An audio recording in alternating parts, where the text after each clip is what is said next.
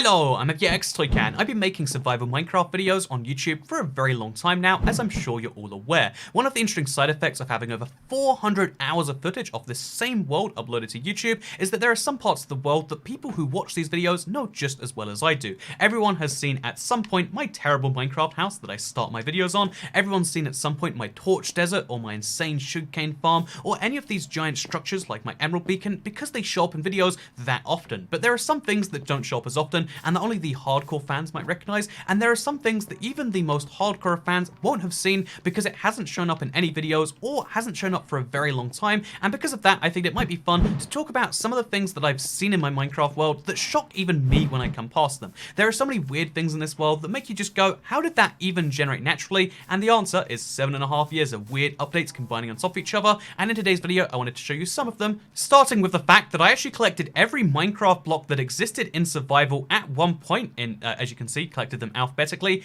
A for acacia, B for black blocks, and then, C, D, E, F, G, etc. all the way down to Y for the yellow blocks. I alphabetically laid out every single Minecraft block that existed at time of recording that video earlier in 2019, and it's still one of my sillier accomplishments that I spent 7 hours just to alphabetically lay out a bunch of blocks, but it looks really cool because it allows you to see how many blocks exist in the B category, the C, the D, the E, the F, etc. It's a really nice bar graph, but it is just something on the way to my actual first thing I wanted to show you. Because the first thing I wanted to show off, by the way, this took me forever to find even myself, was my first ice spikes biome I found in this world. After the TU31 update came out, the update that changed the world, that added all these new biomes, I wanted to find this one as soon as I could because the odds of finding it even in your entire world were not quite amazing, but I figured let's do our best. And as soon as I did find it, I was like, yes, this is the current only source of packed ice you can find in the game. This was before the recipe was added to actually craft it yourself. So if you wanted packed ice, this really nice type of ice that doesn't melt under the sun, then what you need to do is you need to go to one of these biomes and you need to destroy some of these ice spikes. And this is where the idea came from, my first destruction, where the iceberg destruction later came from. I figured, let's destroy the entire biome, why don't we? And obviously, it turns out these are big structures with a lot of blocks in them. We destroyed some of the biggest spires, that's why there's only 2 giant ones left right now. We destroyed some of the biggest ones, and now what we're left with is kind of this thing right here, a kind of half-destroyed ice spike biome that, because it was generated under the old console, world rules, it means that it's super tiny. This might be one of the tiniest ice spikes biomes you can find in Minecraft today because it generated an old style Minecraft world. And that is because of the way that Minecraft console used to generate its worlds. You can see how crazy it is that it goes straight from this ice spikes biome, such a rare and unique biome, all the way over to this like weird kind of old mountain with the gravel. And then right next to this, literally less than 100 blocks away, is a plains biome, and not just any plains biome, a sunflower plains biome. So yeah, the fact that all of these biomes existed so close together was a really nice little reprieve from me, and was a, it's a great thing about the old consoles that isn't able to be replicated so well in modern day Minecraft versions. And yeah, I have the tiniest ice spikes biome that I've also mostly destroyed, or I would say about a third destroyed. Isn't that wonderful to look at? So the second weird, wacky, and broken thing I like to show off is this right here. As you can see, it is the sheerest cliff you'll ever find in Minecraft that has exposed ores, mostly coal because that's all that generates this high, has exposed ores, all the way up to a savanna biome, which would be impressive by itself, but then you see next to it, there's even this thing right over here. This is very strange by itself and is how Minecraft Bedrock tends to generate the world, kind of shifting from, old generation on the console to new generations. This is something you might find in a lot of converted worlds, which by itself makes sense, but what's the deal with both of these things appearing so close together? It's very strange, and it's definitely an error that happened when my world converted from the console edition, where it had all these other features, over to the Bedrock edition, because clearly Minecraft console thought this should be an ocean, Minecraft Bedrock thinks it should be a savanna biome, so as soon as Minecraft Bedrock chunks generate in, new chunks in that version of the game, it generates like it's a savanna biome, and it doesn't know what the previous chunks are, which is why there's this sheer cliff edge, and then it tries to blend what was here before by lifting the seabed up, out, and kind of matching it to it. Obviously, there isn't enough seabed here to match up with the savanna biome, and as a result, what you end up with is this weird and wacky mess that, yeah, every time I see this, I'm like, oh my god, how is this a real Minecraft world? But it's a thing that does happen when you convert worlds over from an old version to Minecraft Bedrock. And yeah, you can get this in terms of actual software errors, but this is a software error Minecraft Bedrock themselves made, and I think that's beautiful personally. Because I mean, otherwise Minecraft Bedrock is a perfectly functional game with no bugs, so to find one is such a rare occurrence. But no, it really is interesting to see stuff like this because it's just fascinating to have a mountain that leads on to so many different biomes just at the very bottom of it. And you can see, even though the mountain's the most interesting part of it, because savanna mountains be interesting that way, you can see looking along the edge here, the same thing happened everywhere where, again, Minecraft is switching from one biome, what Minecraft console thinks it should be, to the next biome, what Minecraft Bedrock thinks it should be, and it creates these weird divisions all along it, including part of a jungle tree that spawned over here, which, yeah, goes without saying, pretty darn weird. So this next one is one of the weirdest things you'll find in Minecraft that's such a perfect coincidence to have it end up this way. It really is, and let me explain why, because it is a Minecraft village, half of which seems to be a normal village, and half of which is a zombie abandoned village. This is something that cannot generate naturally. It's such a weird concept we can imagine, because it looks like half of, the lore explanation would be that half of the village got abandoned, and all of the villagers moved to the other half instead. There are two functional working, actually there's three functional working Minecraft house. There's some Minecraft crops that were designed for the normal village. There's hay bales, there's the bell. This is a functional village with villagers that can trade with me for farming and for cleric purposes, not anymore. Okay, no, back to cleric purposes apparently. This is a functional Minecraft village on one half, and on the other half, it's this. I mean, first of all, there's a Minecraft house, which is generated with only half of the doorway right here. And then the rest of the village, as you can see across the river, has generated as a zombie village. This is weird, this is wacky, I'm sure it goes without saying, and it's such a cool thing to find in my opinion. So how does a Minecraft village end up being half abandoned despite that not being a thing that exists in Minecraft? Well, this is, again, a perfect coincidence. It's such an amazing thing that, again, I had no control of, I had no idea this was gonna happen. You can't even try and control this unless you really, delete chunks after you do something, because what ended up happening is there was this savanna village here that I've never seen in my life. However, it generated just at the edge of my, the distance where Minecraft was generating chunks for me. So it generated as a savanna village. However, after the update where abandoned villages were a thing, that same savanna village, if it would have generated after that update, would have been entirely an abandoned zombie village. However, because some of the chunks are already generated, and because, again, new chunks can't tell what's already in your Minecraft world, they just assume that it's the same as them, it means that you can see how some of the village after that point try to generate as an abandoned village instead, which means we're gonna find these zombie villagers on half of the village. Again, 4.5 houses are zombie village, and 3 houses are non-zombie village. It's amazing to see. It's such a cool coincidence, and what makes it even a cooler coincidence, in my opinion, is the rare, amazing, so useful desert well generated here as well. That's right, we can find desert wells, 1 in 1,000 chance, next to this crazy rare structure, which would be nice if it was 1 desert well, but you know what I love more than 1 desert well, because they're such great, amazing structures that I love beyond anything in the world. That's right, it's 2 desert wells next to the half abandoned village, which, I mean, isn't that nice? Also, fun fact, this is actually what happens with real life abandoned cities and villages. People never move out from an area, it's just more and more areas get abandoned. This is why you can buy houses in Liverpool for £1, fun fact, because, and I'm sure there's American cities it's the same where it's $1, because there are some places where no one wants to live, nobody does live, and getting people to live there again is a whole big effort. So yeah, trying to get the villagers to move back into this, if I wanted to, I could breed these villagers, make a whole successful village, and eventually they'd start trying to move into the zombie houses again, but then they'd be eaten by zombies, or in the case of Liverpool, no, actually, you're being by zombies, which is why you don't buy the £1 house. On the way to my nether portal for what I thought was going to be the next one, I found something that, again, even I forgot about. Every time I find these, I'm quite astounded too that these are real things. They just don't generate in Minecraft anymore, and really shouldn't have generated in the first place. We have the world's tiniest swamp biome right here that generated in the middle of an ocean somehow, which is weird and definitely not meant to happen. As you can see, the swamp biome is actually quite big, but most of it was clearly intended to be swamp waters, which would make sense, like a giant swamp lake,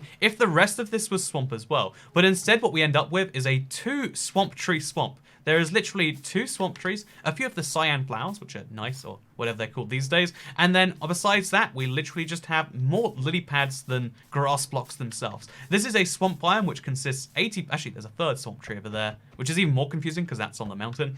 But yeah, we have a swamp biome with 3 swamp trees, and I don't quite understand it, but yet it's a thing. More confusingly, there's actually a 2nd swamp biome, also with 2 trees just over here, and I thought it was part of the same swamp biome, but you can clearly see, looking at the water, this is swamp water, that's an ocean, that's another swamp over there. Maybe the swamp was meant to be bigger and the ocean cut it off. I can't tell you for sure. All I can say is this is a 2 swamp tree swamp, And one of the swamp trees is growing in the water anyway, so it's really a one swamp tree swamp. Sounds like a really like high-end cosmetic brand. One tree swamp, you know, like, ooh, how nice. I guess it would actually be a cosmetic brand for ogres, but you know, we need to set this up. So if everyone just chips in a few dollars, in no time, I'll be running cosmetics for the ogres. Wouldn't that be lovely? Speaking of lovely, by the way, I don't think this is as notable, but I have right here a spruce biome, which, you know, tiger biome, which has jungle flooring because the biome shifted. Again, that only happened in really old versions of Minecraft, but it happened right here. So I have a really cold biome that was meant to have snow everywhere, and you can see some of the remnants of where it used to snow here, but it's actually now a tropical jungle biome instead. And isn't that just the most wonderful thing you ever heard about? The answer to that question is yes, by the way. Also, there's a frozen ocean that's not frozen anymore, so some of the blocks melt at random intervals. And it's the ugliest block of ice you've ever seen, which is why I've actually done a lot of mining off it. Which is why, if you look over here, I've actually lowered the sea level just by mining the ice. And I'm just saying, think I worked out a solution to global warming. We just need to get some miners of some silk touch pickaxes over at the North Pole, and then we'll have free ice, you know, which is fresh water, which is running out, by the way. And we'll also fix climate change. Toy cat for president of the UN, question mark. Anyway, the next little oddities here are to do with my nether, which, again, same kind of rough story of, like, it got expanded. I'm not going to repeat the same thing over and over again. But what I will say is, as a result, the old nether used to have boundaries on it, and some of those boundaries carried through, and some of them didn't. In this case, you can see the giant wall that used to be at the very edge right here, and this also means that you'll find something quite interesting, which is random bedrock formations, because, again, the world generation couldn't quite remove them properly, and didn't know what to do with them, so some of them were left over here, which means we have this giant nether wall, which, again, you don't usually see in the nether, and when you do see it, it's part of a large formation, but this means that if you mine any point in the wall, again, right here, you only have to mine about 10 to 20 blocks, and also not get affected by, okay, we're dead. But this means that all you have to do, let me repeat that one, pretend that didn't happen, and let's pretend we're not getting hit by another lava beam. So all you have to do is just mine, like we're doing right here, for about 10 to 20 blocks, and then what you'll see is you'll make it right through to the other side, because again, this is just a barrier at the edge of the world. A barrier which, once you destroy, as you can kind of see right here, will leave you with a bunch of weird floating bedrock blocks. This is arguably annoying. I mean, if I wanted to, I physically can't remove bedrock. It's the one unbreakable block in Minecraft, you know, which is kind of sad and tragic, you could say. But as far as, like, having them there, I kind of like it as a weird legacy, and a weird thing that makes people question, like, what even happened there? Also, one of the interesting things is the nether generation mostly is better. Like, as you can see, the lava actually does perfectly pull from over here, where I think it's like 1 block deep. If I had to guess, it's 1 block deep. I can confirm it's about 3 blocks deep, whereas on the other end, if I don't fall in the lava, okay, there we go. You can see it's this many blocks deep. Always make sure you die outside of lava, by the way. Pro tip with Toy Cat. So a lot of people have seen my various villages in Minecraft, whether it be this one, which is from the Fascist State video, whether it be the End Village, where I deported villagers, whether it be the Swamp Village that accidentally generated in my existing world, which actually, you know, I do have a weird detail to share about this village, actually, because although it hasn't come up very often since I finished the Master Trader achievement, this used to be a thriving village filled with villagers. This is why I made the OG villager apartment buildings that I know helped a lot of people out, back when it used to be doors that made villagers breed. However, you might notice we haven't seen a single villager here. At some point, while I was smelting my stuff in my furnace room, which we've discussed in a few other videos, while I was smelting things over here, the village just got raided and it died. This is why you need adequate village protect. There's a single baby zombie in that ledge. That's it. Every single villager was wiped out. There are none left here. We could probably repopulate the village, but we'd have to do so with beds, which means we have to do it from scratch, basically, and it's not a very appealing village, if we're being real. But yeah, so I have a swamp village that was filled with swamp villagers, because Minecraft villagers from before the Village and Pillage update just updated to whatever biome they happened to be in, and I happened to have a village that happened to then turn into a swamp, that happened to then have swamp villagers. It was a cool coincidence, but my point is, these are the villagers that people know about this world, but what if I said there were a few you didn't know about? And this is excluding the man-made ones, like this one I made entirely out of nether brick as part of my giant nether brick, fortress destruction video, which, you know, admittedly was a silly thing to do, but I still love flying through this, and I love the memories of the silly amount of time I spent here. But yeah, it's actually somewhere else in the world. By the way, this is the size of an actual ice spikes biome. As you can see, much bigger, much harder to destroy just on a whimsy. I always like that personally. But just at the edge of this giant, endless, snowy biome, we have, again, such a very lucky coincidence that at the edge of all of this, there happened to be a village that spawned, and it was a village that spawned with the luckiest of situations in terms of, like, it's a small village with nothing in it besides 2 buildings, one of which is a blacksmith, the most valuable Minecraft building, and one of which was a church, which at the time was the second most valuable. Whether it is anymore, you can kind of argue, you could kind of debate. I would still say it is, but, you know, it's debatable. The blacksmith is always going to be the best, though. However, to find both of these buildings together in a 2-house village is insane, and the fact that this village managed to generate with just 1 villager well, which is the focal point of any village, and then after that, all it had was 2 village buildings, no crop planters, nothing else here, and then on top of that, there's just 1 lonely villager, and the villager's actually a librarian, which I don't even know how that happened. Like, where's your lectern, Mr. Librarian? I don't see anywhere around here that could generate. But yeah, the fact that this has happened at all is insane to me. The fact that what I think is perhaps the loneliest village in Minecraft is generated here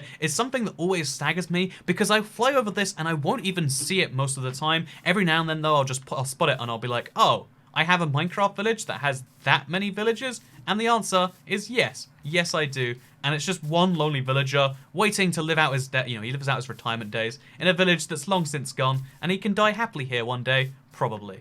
Or maybe he can just run out into the wilderness. I'm not sure what his actual plans are. But still, it's a very weird part of my Minecraft world, a very weird village in general, and yeah, Minecraft's loneliest village. So while trying to work on the thumbnail, one of the things I actually found just by accident is that through the windows of the church, you can see there's actually a villager inside there as well. He appears to be a farmer of some form that's trapped inside there because the doorway of the church, funnily enough to me, is actually entirely blocked up. You can see there is like a 1 pixel gap where you can see through, so he can see the outside world, but no one's coming to help him, and the one other villager that lives here, he's content to roam with the cows apparently, so I think that's beautiful. Another weird area I should probably mention is this dirt pathway block that I built, because I was like, you know what, I'm gonna find another woodland mansion, and the way I'm gonna find it is I'm gonna make a giant pathway in between here and there using these pathway blocks, even through biomes where it doesn't make sense, because I'm gonna just find a woodland mansion by brute forcing it. And along the way I found some pretty intense terrain, like, oh, there is a mushroom biome over there, by the way, one which, you know, I always forget about and which I don't even think properly works. Like,